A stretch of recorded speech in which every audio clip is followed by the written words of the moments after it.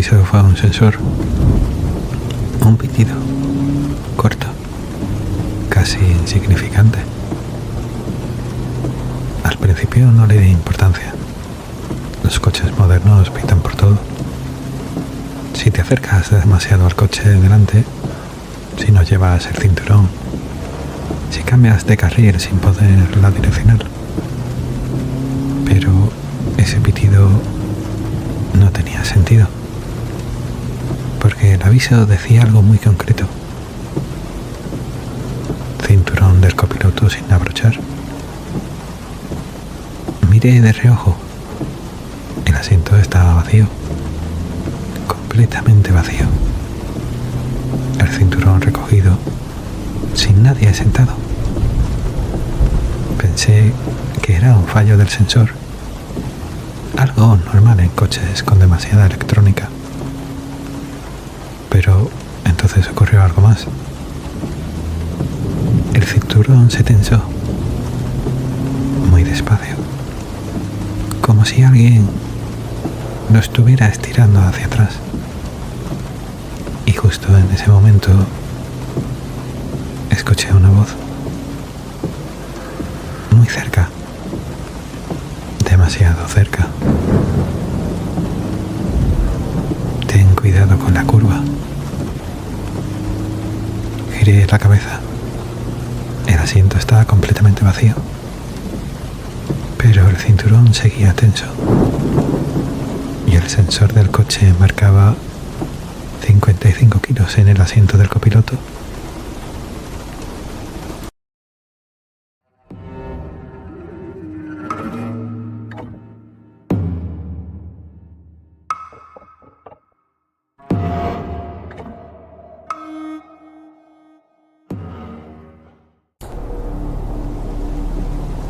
Mi nombre es Sergio. Trabajo visitando hospitales y clínicas privadas. Paso más horas conduciendo por autopistas que durmiendo en mi propia casa. He recorrido media República Mexicana de madrugada. He conducido con tormentas, con niebla, con carreteras vacías donde durante kilómetros no ves ni un solo coche. Pero jamás había sentido algo así. Porque aquella noche yo no iba solo en el coche, aunque el asiento estuviera vacío. Si alguna vez has conducido por la carretera México-Toluca, sabes que hay algo extraño en ese lugar, especialmente de madrugada, sobre todo cuando empieza a subir hacia la Marquesa. Durante el día es un lugar lleno de gente, restaurantes de antojitos, puesto de quesadillas, caballos para turistas, familias caminando entre los pinos. Pero de noche la montaña cambia. Los restaurantes quedan completamente apagados, los estacionamientos vacíos. La estructura de madera de los puestos aparece entre la niebla como sombras. Y la niebla siempre llega. A veces aparece de golpe, como si atravesaras una nube. Las luces del coche apenas iluminan 10 metros delante del parabrisas. Las curvas parecen más cerradas, y el silencio de los bosques que rodean la carretera hace que cualquier sonido parezca más cercano de lo que debería. En el arcén de esa carretera hay algo que siempre me ha puesto nervioso. Cruces. Pequeñas cruces de metal o de madera clavada en la tierra. En México todos sabemos lo que significan. Alguien murió ahí. Un accidente. Un coche que se salió de una curva. En la México-Toluca hay varias. Sobre todo cerca de la Marquesa. Los camioneros que pasan de madrugada las conocen bien.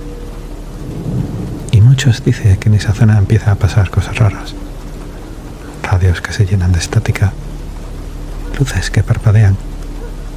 Personas que aparecen en mitad de la niebla. Siempre la misma historia.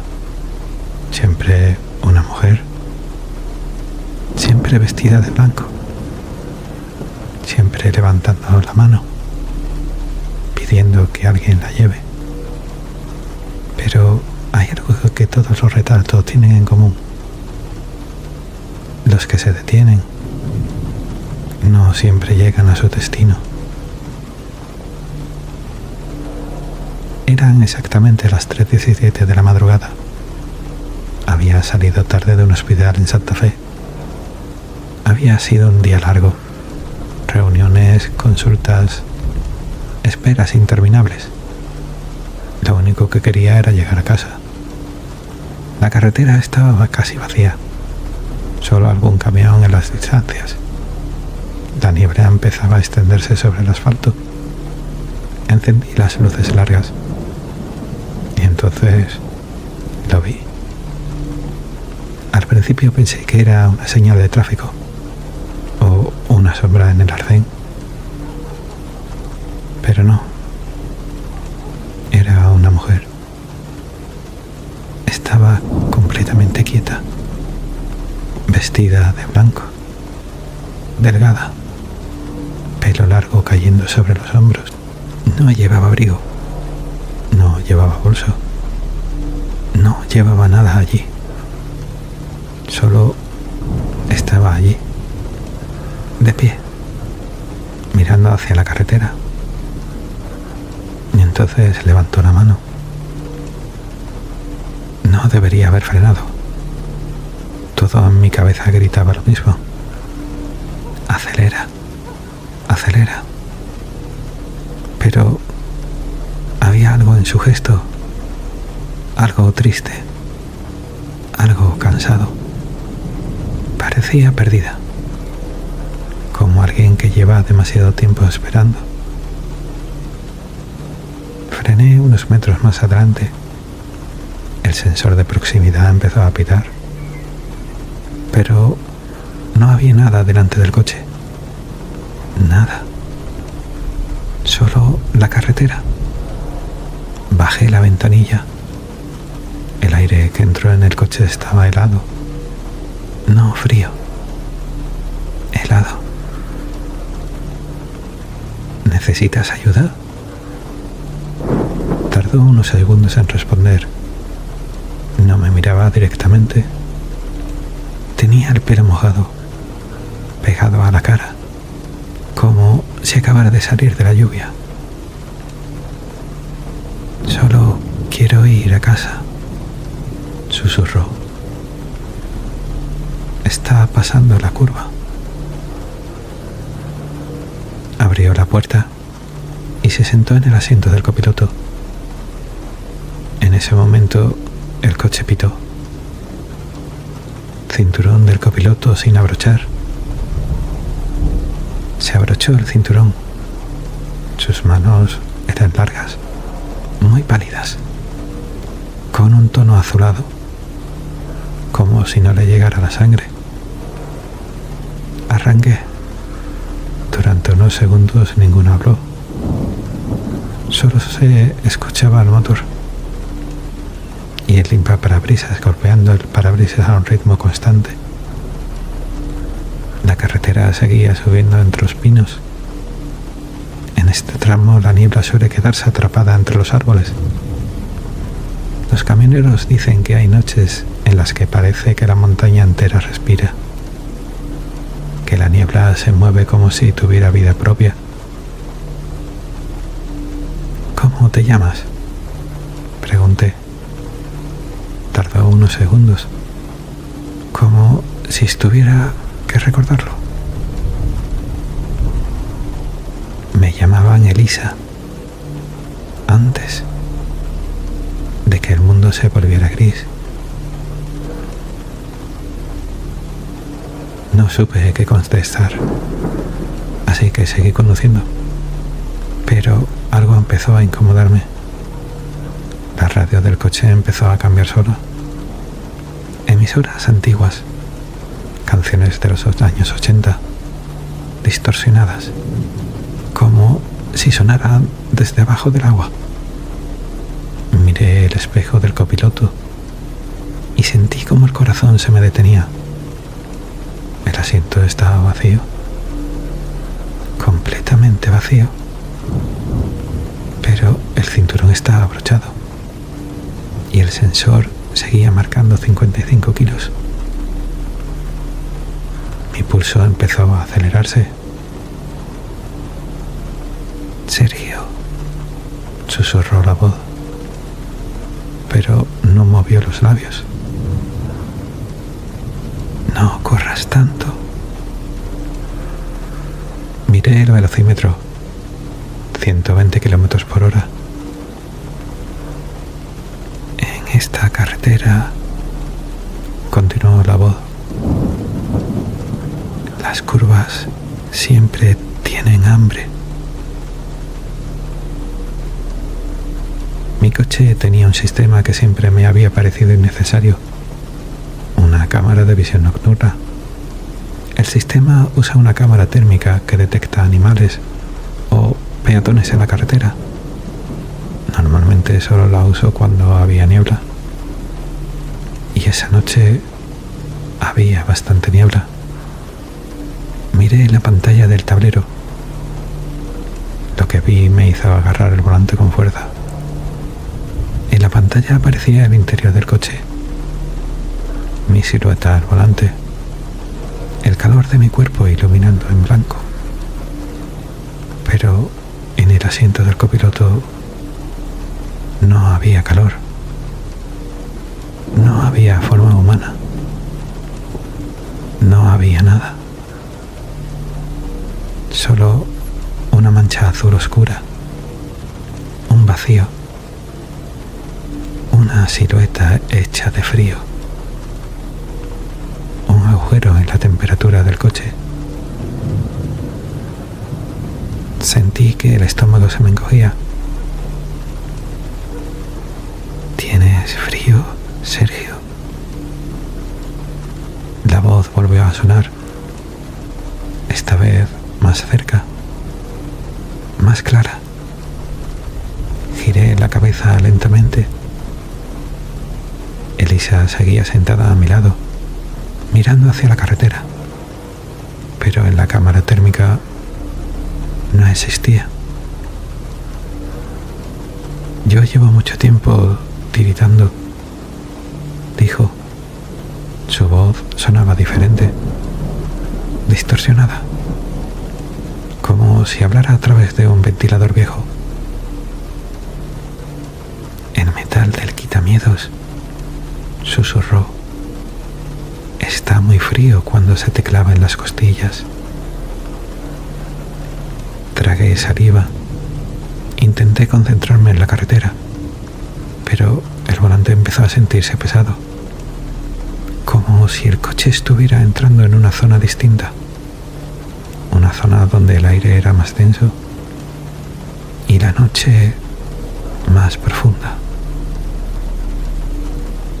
Intenté buscar una salida, una gasolinera, algún sitio iluminado, pero el GPS del coche empezó a comportarse de forma extraña. La pantalla parpadeó, el mapa desapareció y durante un segundo la pantalla quedó completamente negra. Luego apareció otro mapa, pero no era el mismo.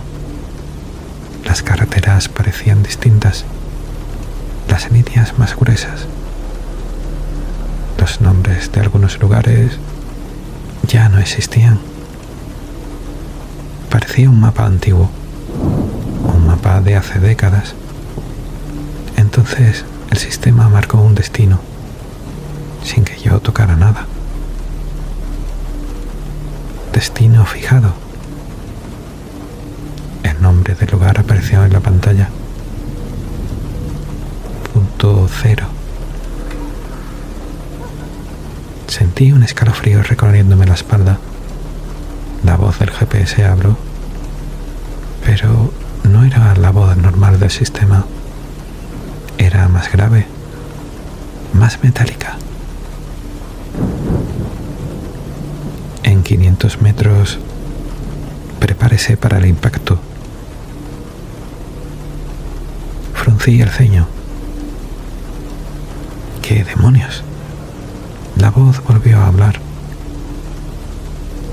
En 500 metros, prepárese para el impacto. Golpeé la pantalla con la mano. Apágate. Pero el sistema siguió repitiendo lo mismo. En 500 metros, prepárese para el impacto. Entonces, Elisa empezó a reír. Una risa baja, seca, como el sonido de cristales rozándose entre sí. El aire acondicionado se activó solo. Un soplido frío salió por las rendijas y entonces llegó el olor. Gasolina, goma quemada, metal caliente y algo más, algo que reconocí de inmediato. Sangre. Un olor metálico, denso, pesado. Miré a mi derecha. El vestido blanco de Elisa ya no estaba limpio. Manchas oscuras empezaban a extenderse por su costado. Manchas rojas, muy oscuras, como sangre seca. El cinturón de seguridad empezó a tensarse cada vez más, como si estuviera sujetando a alguien en mitad de un choque. Mira el asfalto, Sergio. Su voz era ahora más fría. Señaló hacia la carretera. ¿Ves esas marcas? Entre la niebla. Vi unas líneas negras sobre el asfalto. Marcas de frenado. Antiguas. Oscuras. En la México-Toluca hay muchas. Sobre todo en las curvas antes de bajar hacia Santa Fe. Los camioneros las conocen bien. Dicen que algunas llevan ahí décadas. Las dejé yo. Sus dedos temblaban. En 1982. Mi respiración se volvió a irregular. Y todavía están calientes. La carretera empezó a inclinarse. Entrábamos en una curva larga, una de las curvas más peligrosas de la México-Toluca. Intenté frenar. El pedal no se movía, como si hubiera un bloque de hierro debajo. El coche empezó a acelerar. 100, 101, 110 kilómetros por hora. ¿Qué demonios? Intenté abrir la puerta. El cierre centralizado empezó a golpear. Las puertas estaban bloqueadas, completamente bloqueadas. Giré la cabeza. Elisa ya no estaba mirando al frente. Estaba mirándome directamente. Su rostro empezó a cambiar. La piel de su mejilla se abrió, como si fuera cristal quebrándose. Debajo había fragmentos de vidrio incrustado, trozos de parabrisas, brillando bajo la luz del tablero. Nadie baja en esta curva solo, Sergio. Su voz era ahora un susurro helado. Necesito que sostengas el volante. La carretera empezaba a girar con fuerza. La niebla se volvió más espesa. Porque esta noche vamos a repetir la escena. Justo entonces, las luces de mi coche iluminaron algo imposible. Un coche antiguo, en mitad de la carretera, envuelto en llamas. Un SEAT 127, ardiendo, en pleno carril. El SEAT 127 estaba justo delante de nosotros, en mitad del carril, envuelto en llamas, pero no eran llamas normales. El fuego era azul, un azul extraño, como el de una soldadura. Las llamas no iluminaban la carretera, solo proyectaban sombras hacia atrás, sombras largas, irregulares. Elisa se inclinó hacia adelante del parabrisas. Sus dedos se clavaron en el tablero. «Mira bien, Sergio», susurró.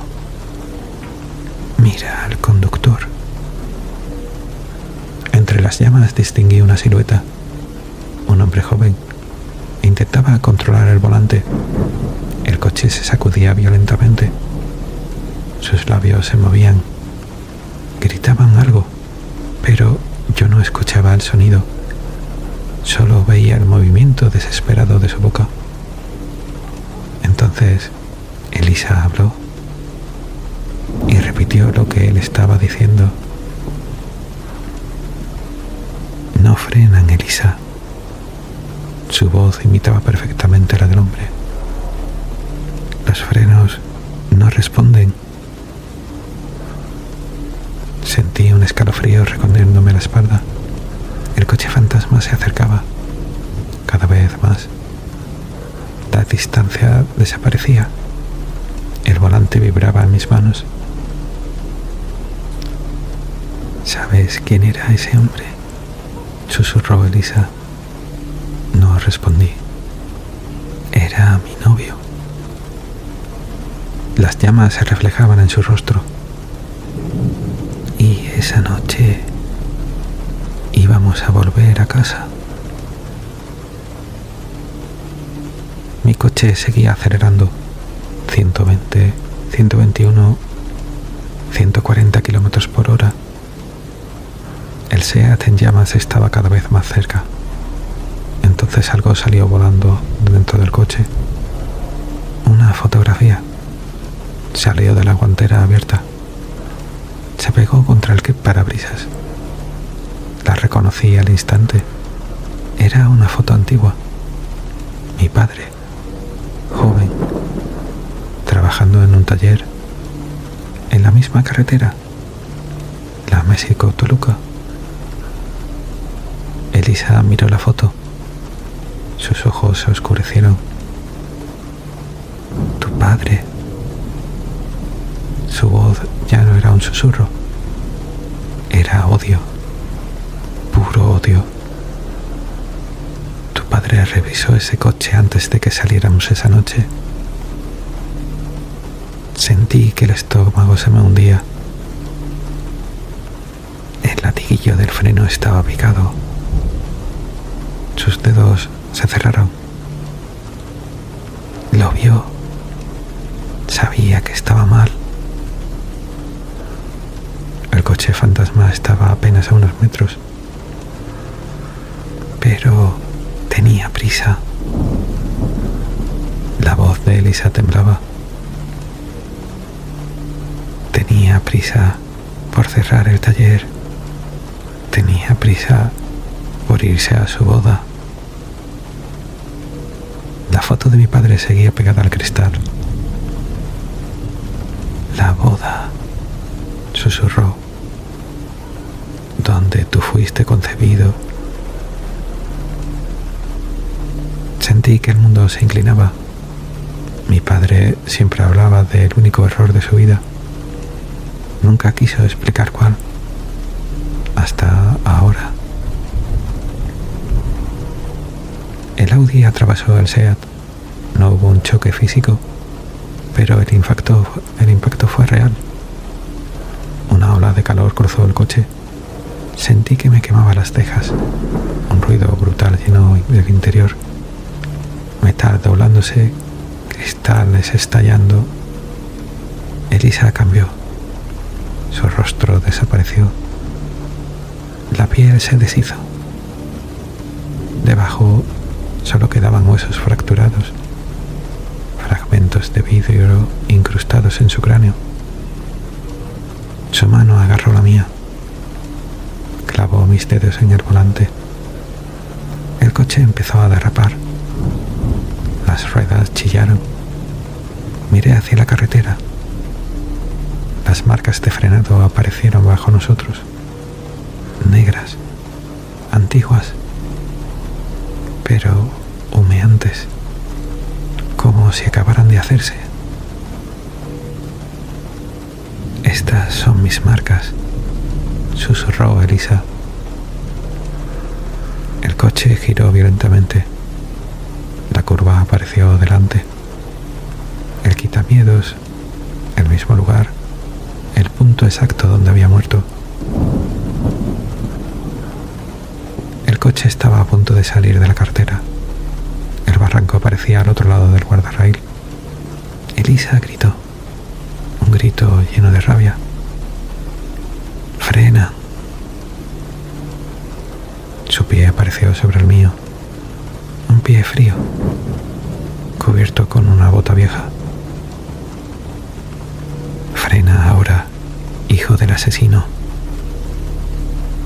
El pedal de freno se hundió de repente. El coche derrapó. Las ruedas gritaron contra el asfalto. Y entonces se detuvo. El coche quedó inmóvil, a pocos centímetros del quitamiedos, justo donde una pequeña cruz oxidada estaba clavada en la tierra. El lugar exacto del accidente. El silencio fue absoluto. Miré lentamente hacia un asiento del copiloto. El cinturón estaba abrochado. El asiento vacío. Pero en la alfombrilla había algo. Una pulsera de plata con un nombre grabado. Elisa. Y debajo de la pulsera un pequeño charco de agua fría.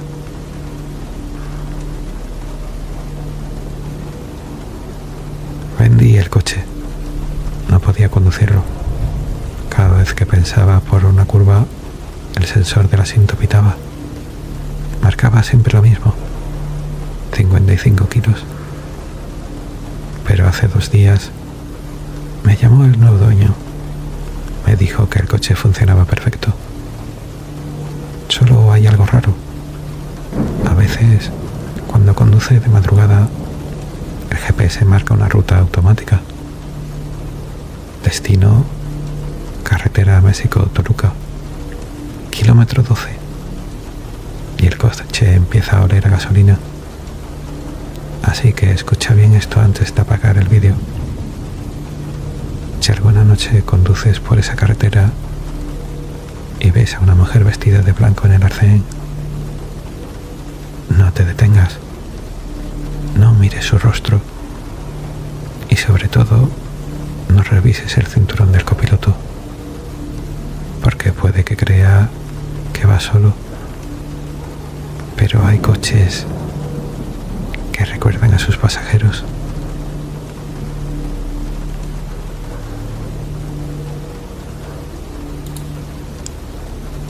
Y recuerda, no siempre lo que llega a casa